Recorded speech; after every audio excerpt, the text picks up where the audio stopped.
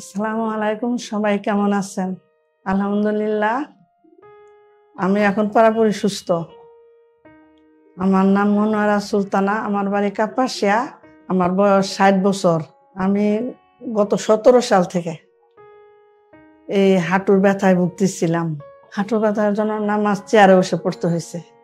স্বাভাবিকভাবে নিচে বসতে পারি না, যদি বসতে পারছি অন্য কিছু সাপোর্ট দিয়ে উঠতে হয়েছে। সিঁড়ি বাইলে ব্যথা করতো, এটাই সমস্যা ছিল বড়।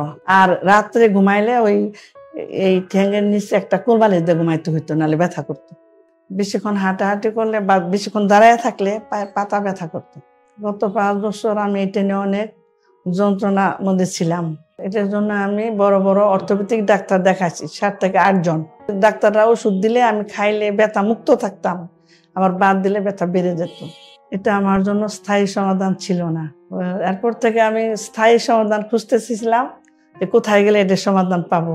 আমার ছোট বোন এখান থেকে ভর্তি হয়ে ভালো হয়ে সে বাড়িতে গেছে এবং হজও করে আসছে। এবার ওর মুখে শোনার পরে আমি একটা নিশ্চিত হলাম যে আমি এখানে ভর্তি হবো। ওই এখন মোটামুটি সুস্থ। শুধু আমি না, আমার সাথে আরেক বোনও আছে এখানে। শফিউল্লাহ স্যারের চিকিৎসায় 6 দিনে আমি আল্লাহ দিলে সুস্থ হয়েছি। এই 6 দিনের চিকিৎসায় আমি ভালো হয়ে গেছি, কোনো ব্যথা নাই। আমার বোনের চিকিৎসা এখনো চলতেছে। শফিউল্লাহ স্যারের চিকিৎসা আমি ভালো হয়েছি। আমি মনে করি এই স্যারের চিকিৎসা উন্নত।